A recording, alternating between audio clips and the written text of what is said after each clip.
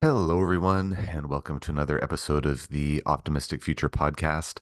Today, I am joined by Christopher Andrews. Christopher is the author of a book called The Overworked Consumer, Self-Checkout Supermarkets, and the Do-It-Yourself Economy. He is an associate professor at Drew University, and he's their chair of sociology. And I'm excited to talk to Chris because I've been thinking about self-checkouts for a while now, for a few years, wondering are they good or are they bad? I kind of default when I go to the grocery store or drugstore or whatnot. I tend to default to not using the self-checkout because I think to myself, well, maybe this is taking away jobs from folks who could otherwise be, checking me out, checking out my purchases at this store. And so, but I don't know. This is one of the many reasons I enjoy hosting this podcast because I get to learn more about, my preconceived notions. Are they correct, incorrect? Really curious to get his input on this. So I'm going to pause the recording and I'll unpause in just a moment when I'm joined by Chris.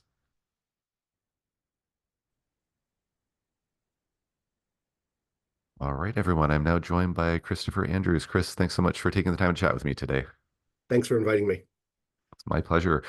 So would you mind just telling listeners a little bit about who you are and what inspired you to write your Overworked Consumer book? Sure. So my name is Christopher Andrews. I'm an associate professor of sociology at Drew University, which is a liberal arts college in Madison, New Jersey. And I kind of got interested in this by accident. Um, if you think back to the Great Recession, uh, 2006, 2007, 2008, mortgages, subprime crisis, uh, I was looking for a dissertation topic. And we were reading economic history, economic sociology, so reading, Karl Marx, Emil Durkheim, Max Weber, writing about how the Industrial Revolution was changing society.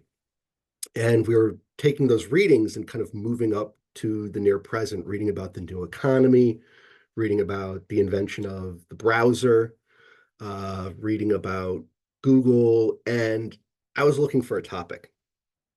And I went to my local supermarket and they had just installed self-checkout lanes. And I went up to one and I was puzzled. I was like, what is this? Why is this here? Uh, what's the incentive for me to do this? And the more questions I had, the more I realized, like, here's my topic. Like, why is a company introducing billions of dollars of technology that could potentially displace millions of Americans at a time in which people are desperate for work and employment? And it raised so many questions. And so I started from that single store and interviewed that store manager and interviewed people in the store, some of his cashiers, many of his customers. And he introduced me to another store manager. And through that kind of word of mouth, I was able to get access to more than a half dozen stores in the Maryland suburban area. And that kind of started this journey. So how did those interviews go? Um, it was interesting because at first, well, for the managers, they didn't know who I was. And so I had to explain to them that essentially I was a really old student and I had a big homework assignment and it was going to be a big paper. And my big paper topic was about kind of their world and understanding what is this new technology? Why is it happening right now? What is it going to do? What do you think it's going to do? And kind of what are the pros and cons of it? And so for store managers, I initially went in thinking this is going to be a job displacing technology. They were like, no, no, no, no, no. Like we would hire 20 more cashiers today if we could.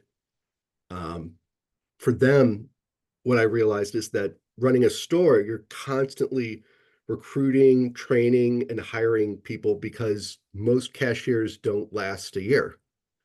It's got one of the highest turnover rates. And so they're constantly trying to hire and recruit workers in a low wage labor market where fast food restaurants can offer free food, stores at the mall can offer discounts on clothing. The supermarkets They can't offer those same things. The one thing I did learn that they do offer is upward mobility. Um, what I do not think was a mistake was that every single store manager that I interviewed started out working as a cashier and stocking shelves.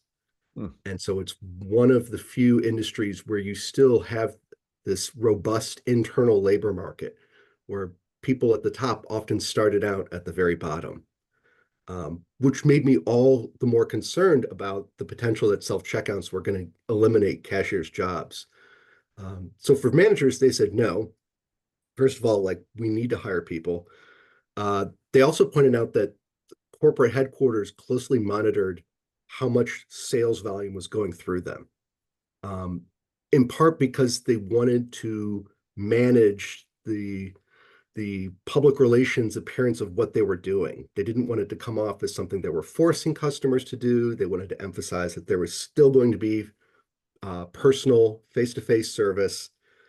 So they put internal controls limiting how much. So if they saw too much was going through self-checkout lanes, they were going to notify management like you need to staff more hours on the front end. But for managers, they kind of liked having those self-checkout lanes because you kind of had these, you know, somewhat reliable. They're not perfect machines, but you can count on them being there on a day where when it snows several inches, right? They don't typically call in sick frequently. Um, so they were more of a solution to a problem that I wasn't aware of than really a threat.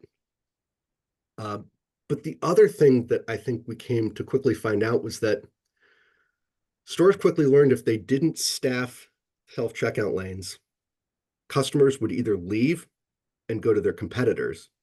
So Bob Nardelli tried this at Home Depot in the early 2000s. He tried replacing four cashiers with four self-checkout lanes and then one cashier to assist them. People fled in droves to Lowe's. Lowe's stock price doubled. And he's like, we got to undo this. They brought people back into Home Depot. They sold billions of dollars of stuff in like home bathroom remods. So the lesson was, got to be careful how you implement this. But for supermarkets, the profit margins are different. Like they're not selling expensive, appliances, furniture, remodeling jobs. Um, but what they did learn is that you have to staff these because if you don't, people will take advantage of the machines. And I would hear different kinds. And there's a great paper, I want to say Emmeline Taylor at University of London wrote. It's essentially a typology of self-checkout shoplifters. So you have people who are perhaps absent-minded. You don't remember to scan everything. The managers would tell me, BOB, bottom of basket. Always be looking because people will forget to put those items they put in the bottom of the basket onto the conveyor belt for the cashier to check. In some cases, they actually have scanners positioned down there to catch those items. And I've found this myself. In New Jersey, when we started outlawing plastic bags and people got reusable bags, you might go to several different stores. And so you have several different items from different places in your bag, and perhaps you forget to scan something and you walk out of the store. So you have people that forget to scan things. They're kind of, benign, unintentional. Then you have people who rationalize the five-finger discount as kind of the cost of doing business of, well, if you're going to force me to do this without paying me, then it's going to cost you, one of these things. And maybe you just choose not to swipe the ice cream. And a survey that was done in Britain found roughly 1 in 5 people confessed to doing that, Wow. which I suspect is a conservative estimate. And then you have organized retail theft. And these are people who work in groups to distract and overwhelm security and who deliberately do not scan or misenter items. And so uh, there's an Atlantic article, they call it the Great Banana Trick.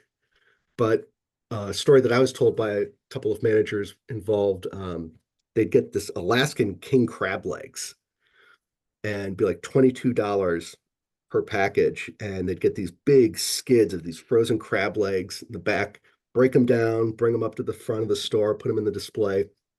At the end of the week, they're totaling up their inventory and they're like, where did all those crab legs go? And it's like, well, in the system, we should still have a lot of them. And what they found was that people were going through and entering these expensive seafood items as apples and bananas. And only by checking their inventory at the back end did they realize something was going on at the front end.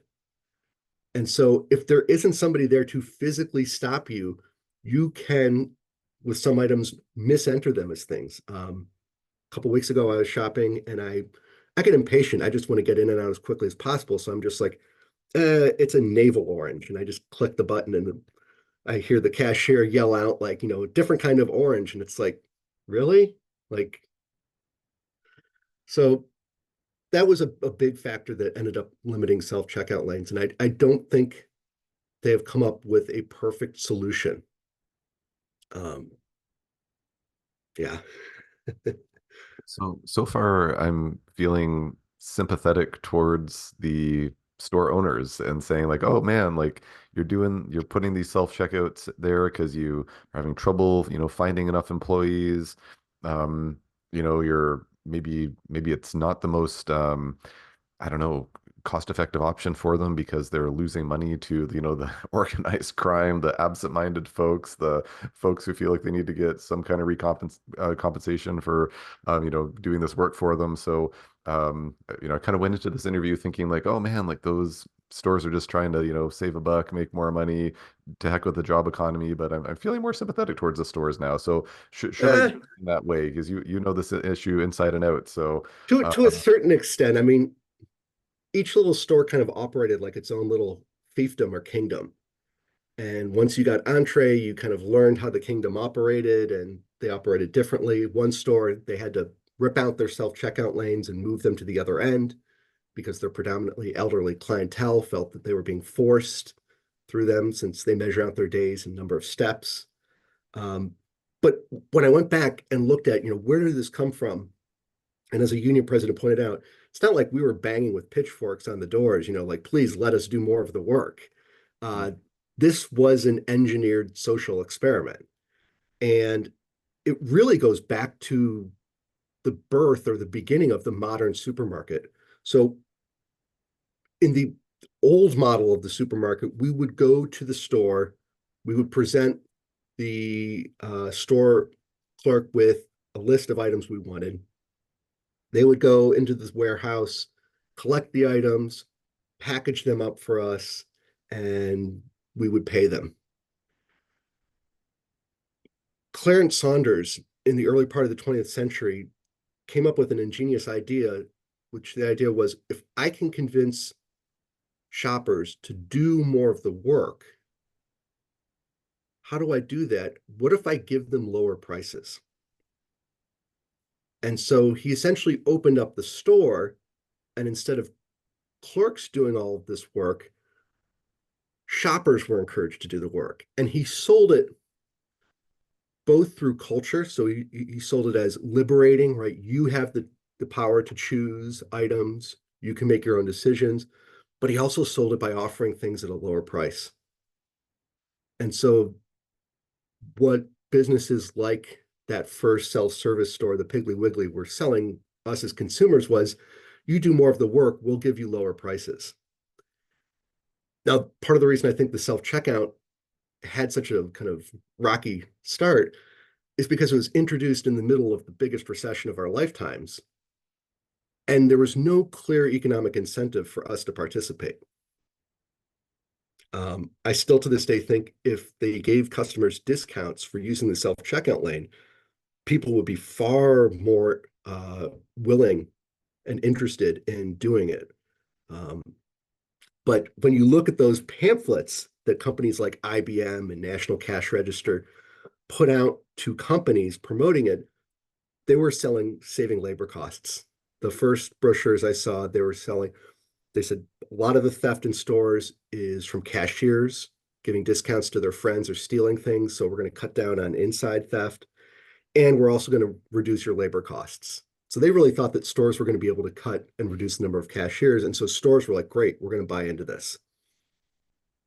Problem is now they've spent billions of dollars and they didn't save. And in the process, they've socialized a generation of shoppers that this is the new way to shop. And so there's a bit of sunk fallacy thinking going on where they've already spent so much money on this, they're loath to write it off as a complete loss. And the other thing you have to realize is that the supermarket industry, the profit margins are razor thin. So one store manager told me there's no new customers, there's just somebody else's customers. And so stores are worried if we don't have X, if we don't have Y or Z, then we're going to lose even just a small fraction of our customer base. That could be the difference between the store staying open and closing. Wow. So I think in the near future, self-checkout lanes will be kind of like, uh, vending machines, floral departments, all sorts of other kitsch that's become common to supermarkets and big retail stores that may or may not actually make them money, but is seen as kind of a loss leader that they need to have to get people in. Um, I know, and I'm up here in Canada, so maybe slightly different than your neck of the woods, although I'm sure there's a lot of overlap. There's definitely self-checkout lanes at drugstores around here. At like, we have a store up here called Canadian Tire, kind of akin to Yes. Home Depot, and Lowe's and whatnot. We have Lowe's and Home Depot here as well, and Rona and various other ones. I'm just wondering, so far I know you mentioned a little bit about Home Depot losing a bunch of customers at one point, but is there data on other store types beside grocery stores? Like have pharmacies, for example, had an easier go of it, worse go of it than grocery stores with the self-checkout I extravaganza? don't have precise numbers on the different types of retail stores, but it has been a problem across different facets of the retail industry. Um, I think what really got traction over the past couple of years wasn't necessarily the theft that was happening through self-checkouts, but the kind of physical brazenness and violence. Um, so I was just on a Canadian radio show the other morning because a flash mob robbed a Dairy Queen. Wow. And so the Dairy Queen was locking up the freezer cabinets. And I was like, well, that kind of undermines the whole premise of being able to see something in there and you open it and you take it out, right? How, they're going to do that for every single customer that comes in. And I think it's the same thing with self-checkout lanes. And now some stores have evolved measures to kind of cut down on this. So, for example, Costco, Home Depot, randomly selecting or requiring customers to show a receipt as they exit the store, um, having a single entry or exit point. Walmart is famous for having greeters to make you realize not just that you're being watched, right, but as a disincentive for you to steal. Um, but that was the big discovery, I think, was that the self-checkout lanes were not autonomous. You had to staff them, or you were going to lose merchandise either through outright intentional shoplifting or accidental shoplifting. So overall, has there been a net profit or loss from grocery stores anyways implementing self-checkouts? The complicated question, they lose. So if you look at lane by lane, they lose money on self-checkout lanes. But it's like that discounted price on soda. They might lose money selling soda at a discounted price, but it gets us in the store where we buy other things that we weren't expecting to buy. And so I think right now for stores, it's kind of like a magic genie. And the magic genie was like, hey, let me out. I'll save you on labor costs and I'll help you reduce your shrink. And they're like, great, we'll let you out. And then the genie came out, magically waves his wand, turns their loyal customers into shoplifters, and they're like, "Oh no, what do we do? We can't put the genie back in the bottle." And so I think stores are in this awkward position now where it's bad optics for them to acknowledge that they turn their customers into shoplifters inadvertently. They spent billions of dollars on this technology, um, and now it's also become somewhat normalized in the 21st century marketplace to have this option of do it yourself or self-scan, self-checkout. And so I see stores trying different strategies. Some they just removed it. Publix is a chain of supermarkets in Florida, and they were early resistors. They said it went against their corporate culture of providing personal service. And so some businesses have looked at it and said, this is not a business model we want to get into. We want to be in the business where we are physically interacting with our customers, providing them personal service. So some businesses are removing them. A lot of businesses are looking over their shoulder to see what their competitors are doing. What are the big box retailers doing that are going to be driving a lot of the trends? Um, and stores are looking at other technology. I just saw that stores where I am in New Jersey, uh, Instacart with ShopRite is rolling out these smart carts. They call them caper carts, where as you put the item into the cart, it scans it. And unlike self-checkout lanes, it also gives you information, things like coupons, discounts, and gamified aspects that give you the chance to save money, like $10 off, $20 off an order, which I think could be more appealing to customers if they have like a clear, measurable economic incentive. But just like self-checkout lanes, this requires a significant investment. These conventional shopping carts are already really expensive because they're engineered to take such abuse, but adding all sorts of digital technology and media to carts is just going to make them even more expensive for stores. So I really see self-checkout lanes as kind of one form or strategy in a series of ongoing experiments that have been going on over the past century, where these businesses are trying to figure out how can we reorganize our business so that customers will do a little bit more of the work, but maybe we'll be able to offer it at a lower price or do something else to kind of offset that. So a good example would be go to Panera. And Panera has implemented kind of self-ordering tablets at the front of the store. And rather than eliminate part of their workforce, what they found was that it allowed them to do less things like ordering on the front end so that they could do more things like table service, like food delivery, that customers actually want. And so I think that's a good model for businesses to think about is what do our customers want and how can we reorganize to provide more of that? I use the example of it took a global pandemic for supermarkets to adopt, uh, you know, ordering groceries and having them delivered, right?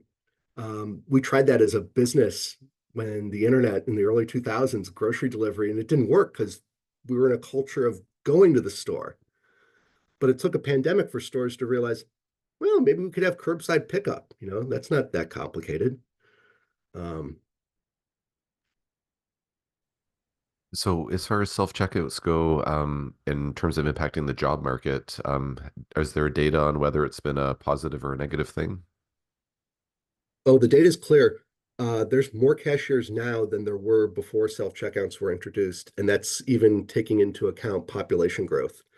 And a good kind of corollary comparison I use is a study of ATMs. People predicted that ATMs would also have a negative effect on bank tellers. And what they found was that it was quite the opposite. It simply freed them up to do other activities in banks that made banks more money. So rather than doing these small menial tasks where banks weren't making a lot of money, getting money out of our accounts, putting money in, it freed them up to do things like make small business loans, expand lines of credit. And I think that's a good model to offer supermarkets and retailers to think about is don't just think about simply just shaving off labor costs. Think about how can you use this technology to spend less time doing one thing, but what might you do more of? And so I think some stores are starting to look at things like more Instacart, more curbside pickup, more home delivery, offering customers more deals, rather than simply trying to pocket the savings in labor. Could you kind of get into how more self-checkouts has somehow led to, well, sorry, actually, I should ask first, do we know if there's a direct, is there a causal relationship there that more self-checkouts have led to more cashiers, or is it possibly, because you said there's more cashiers, than ever before, controlling for population and everything. Is it related to the self-checkouts, or is it just a happy coincidence? Well, it's more a failure of the technology to eliminate jobs. The jobs that they thought it was going to eliminate, it's actually dependent upon. It needs them. For example, in my study, I found that about three-quarters or more of the customers that went through self-checkout lanes needed assistance. So they're hardly foolproof. It was ironic. I was filming a documentary in what used to be my local supermarket, and it was just great coincidence that when we went to the self-checkout lane and tried to purchase several items, the machine froze on us while we were filming. And I was like, you couldn't ask, for better luck than that. Hmm. Um, but also as a deterrent for theft. And so as the technology has been added, we haven't seen a subtraction in terms of labor.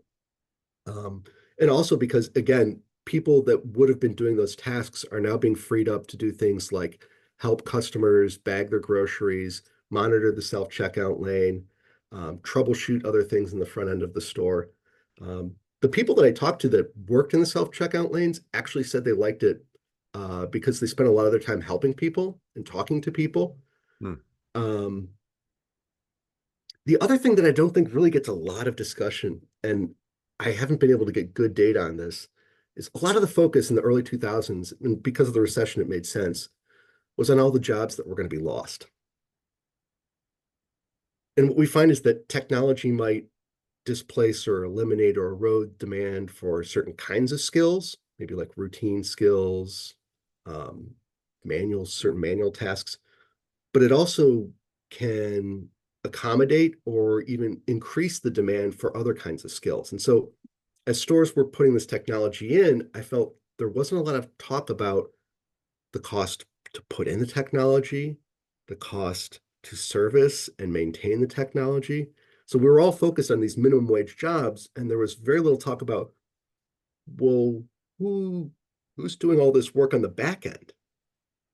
And I think stores also perhaps didn't give that as much thought. They just saw it as like a one-off thing. We buy this thing, we put it in, 12 months, it pays for itself. Well, they were they need to be reprogrammed, they need to be updated. So they ended up not saving stores the money that they thought they were going to save. And I think that's something for a larger conversation uh, in the United States and perhaps Canada as well about technology is not just the jobs that it's going to eliminate, horse-drawn ambulances, people who are lighting the lamps, gas lamps at night, but also the new jobs it's creating. And we don't think about that as much, the jobs that are created.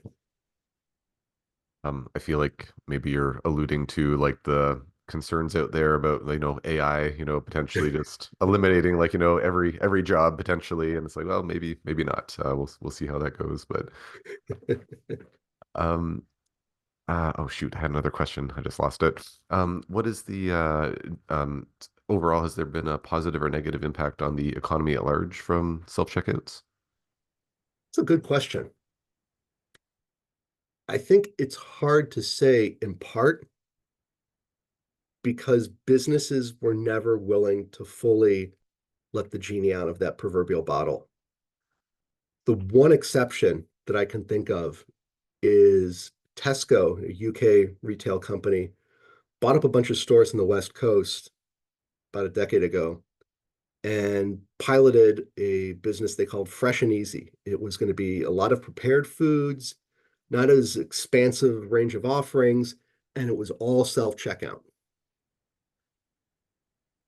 It lasted about a year before it go belly up. And it wasn't necessarily attributed to the self-checkout lanes. It was more to a UK company not knowing an American consumer audience.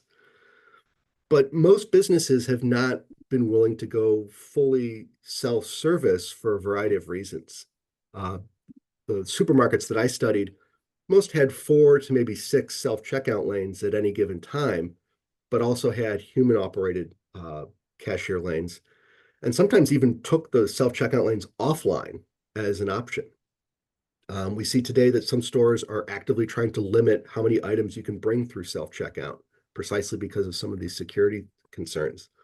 So I think it's hard to measure because companies were never really kind of didn't feel like they could fully unleash what might be the potential. But I think from seeing at the small scale level issues with uh, customers needing help, the technology is not perfect, issues of theft that were not anticipated and the unanticipated consequences that has for demand for labor. The question of, is the savings of labor on the front end as much or more than the savings that the cost that's being added on the back end? And I don't think stores have found a satisfactory answer to that. This is kind of like we're seeing this is an early story. And so I put self-checkout lanes in the same big basket as I put Amazon's cashierless store, uh, Instacart's new caper carts, of experimenting with technology to see what might be possible and piloting it, but still not being willing to go fully 100% in. But the history is there. When you unpack the history of retail, you start to see the imprint of technology and self-service and transferring paid tasks onto unpaid customers and finding ways to reorganize the space to get that merchandise out and to draw us in. In terms of the dollars and cents, the question I forgot just popped back into my mind.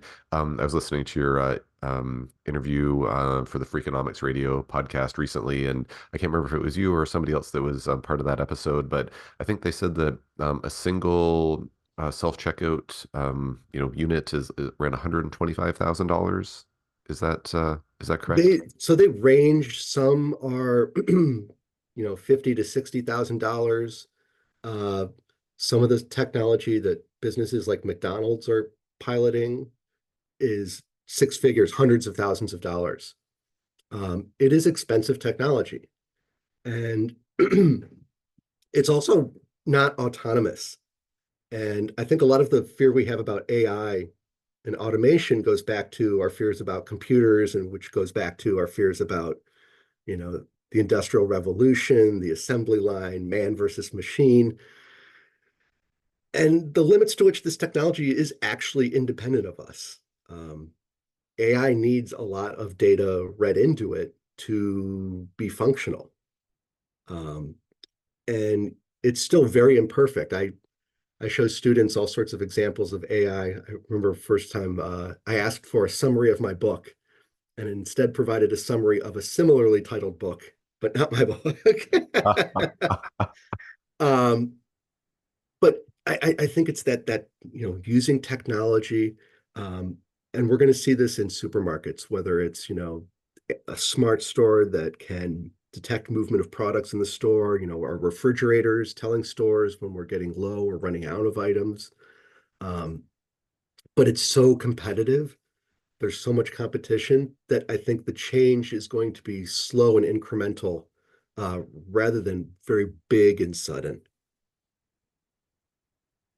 So, where you've been steeped in this for quite a while, Christopher, overall, self-checkouts, good thing, bad thing. I've been on a high horse, being ignorant on this topic, being like, oh, I'm just not going to use a self-checkout because I'm doing good in the world by not using a self-checkout.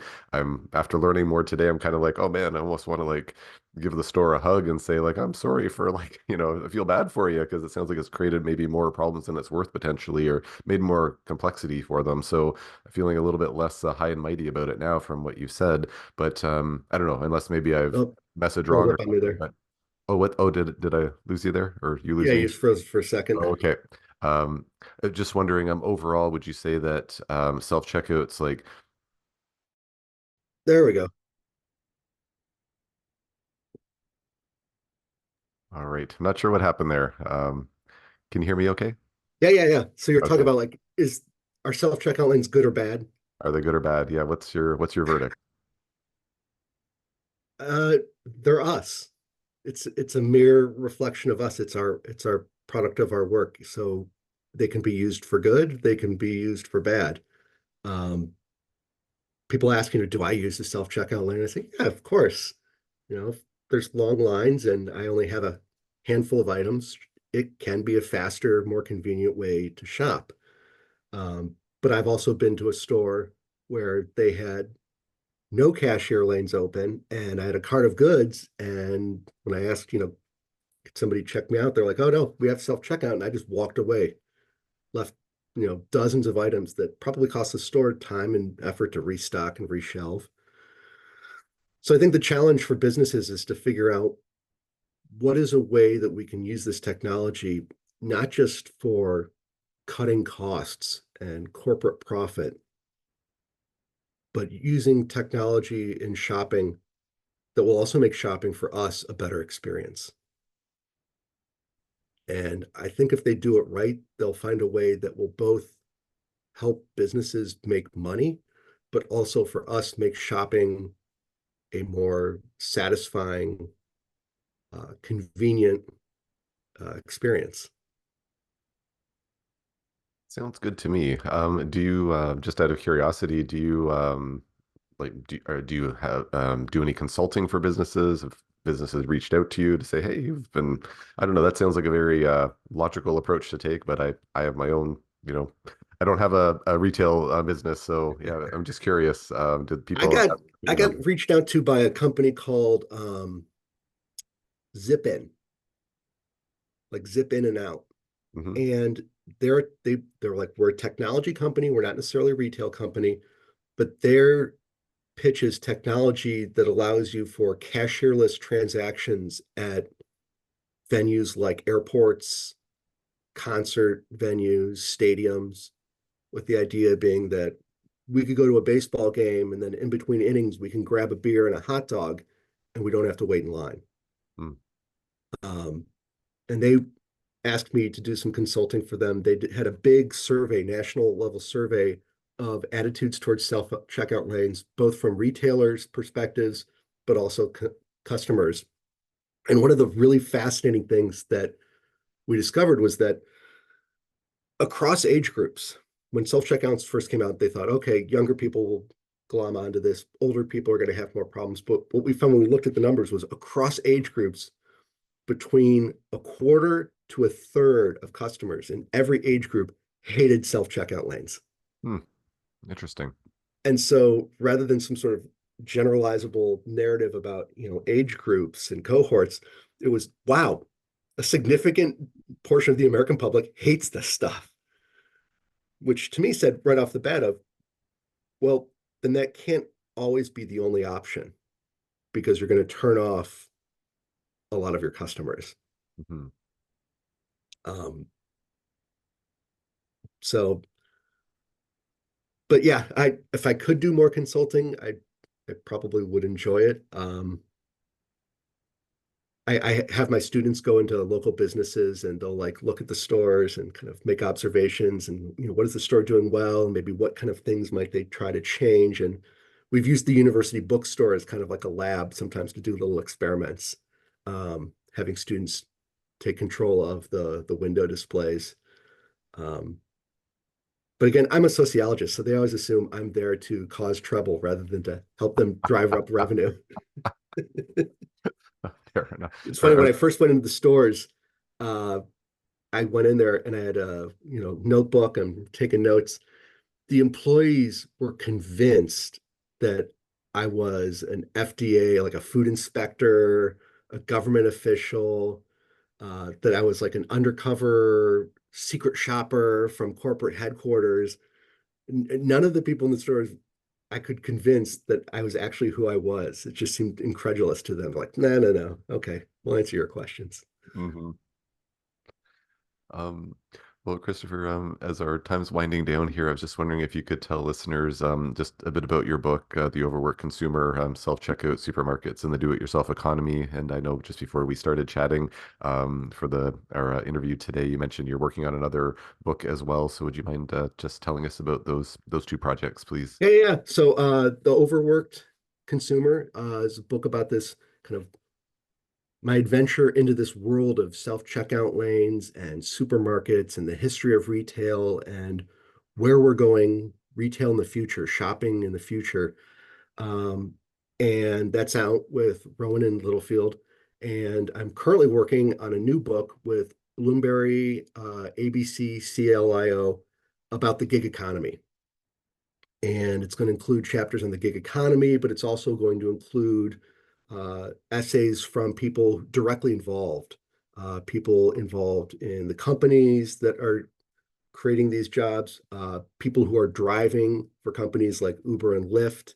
And that should be coming out sometime 2025, 26. Great. Well, folks can stay tuned for that. Well, Christopher, thank you so much for taking the time to chat with me today. This is very enlightening for me personally, so I feel like I have a much better understanding of this issue, and I think it's something that a lot of people would be interested to listen about as well. So, thank you so much for taking the time. Oh, blast. Had fun doing it. Thank you for inviting me. All right. Well, thank you so much, and thank you for everyone listening to this episode of the Optimistic Future podcast. Please stay tuned for the next one.